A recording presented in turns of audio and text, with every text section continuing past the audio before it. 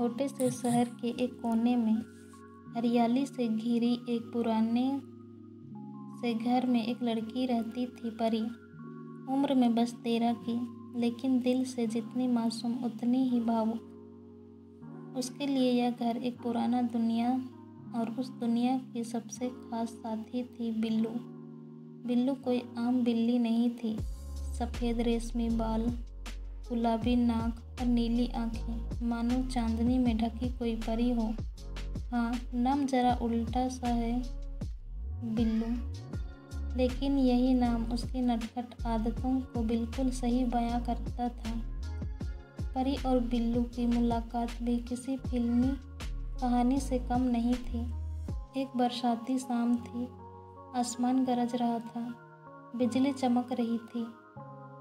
परी घर की बालकनी में खड़ी थी जब उसने एक कोने से म्याऊं म्याऊं की धीमी आवाज़ सुनी। नीचे झांका तो एक भीगी सी बिल्ली ठंड से कांप रही थी, किसी कोने में दुबकी बैठी थी। परी का दिल भर आया, दौड़कर नीचे आई, अपने शॉल में लपेटकर उसे घर ले आई। घर में सबने मना किया, बिल्ली अशुभ होती है, रात को रोएगी, सारा घर गंदा कर देगी। तरह तरह की बातें हुई, लेकिन परी ने किसी की ना सुनी। जैसे ही बिल्लू की पहली बार अपनी आँखों से परी की आँखों में देखा, दोनों के बीच एक अनकहा रिश्ता जुड़ गया। शायद अकेलेपन की पहचान थी, या शायद मासूम दिलों की खामोश भाषा। कुछ ही दिनों में बिल्लू घर का हिस्सा बन गई। परी सुबह उठती तो सबसे पहले बिल्लू को उठाती। बिल्लू उठो, स्कूल जाना है, वो हंसते हुए कहती, और बिल्लू अंगड़ाई लेकर उसके तकिए पर ही फिर लेट जाती। परी स्कूल जाती तो उसके बस्ते के बिल्लू के लिए एक छोटा सा टेडी भी रख देती, ताकि तुम अकेली ना लगो, उसने एक दिन कहा था। और जब वो शाम को लौटती, बिल्लू दरवाजे पर ऐसे बैठी मिलती जैसे पूरे दिन बस उसका इंतज़ार कर रही हो।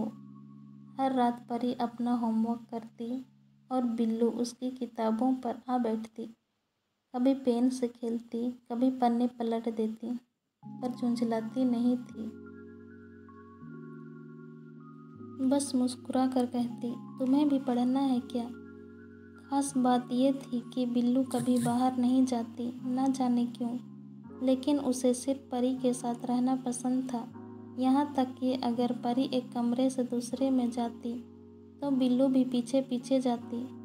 परी ने कभी ज़ोर से आवाज़ नहीं लगाई, कभी डांटा नहीं, शायद इसलिए बिल्लू उससे और भी ज़्यादा जुड़ती चली गई। कभी कभी परी की माँ ताने देती, इसे ज़्यादा प्यार मत किया कर, जानवर तो जानवर होता है, लेकिन परी चुप रहती।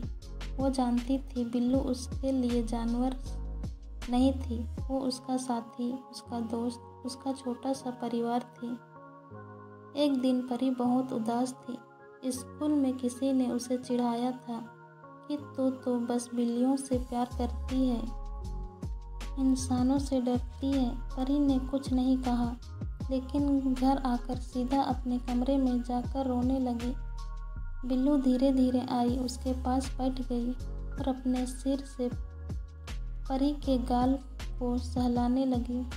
परी ने उसे सीने से लगाया और कहा, तू ही समझती है मुझे बिल्लू, सबको क्या पता हमारी दुनिया के बारे में। उस रात परी ने एक डायरी में लिखा, अगर कोई पूछे कि मेरा सबसे अच्छा दोस्त कौन है, तो मैं कहूँगी एक नन्ही सी बिल्ली जो बोल नहीं सकती, लेकिन हर दर्द समझ लेती है। समय बीतता गया, परी बड़ी होती गई, लेकिन बिल्लू का प्यार वही रहा। एक दिन स्कूल में मेरे सबसे खास रिश्ते पर भाषण प्रतियोगिता थी। सबने अपने मम्मी पापा, भाई बहन, दोस्तों पर भाषण दिए, लेकिन जब परी का नंबर आया तो उसने मंच पर खड़े होकर कहा, मेरा सबसे खास रिश्ता एक बिल्ली के साथ है जो मुझे बिना शर्त के समझती है। वो मुझे कभी जज नहीं करती, कभी छोड़कर नहीं जाती। जब मैं रोती हूँ तो वो मेरे आंसू चाट लेती है, और जब मैं हंसती हूँ तो उछल उछल कर नाचती है। पूरा स्कूल सन्न रह गया।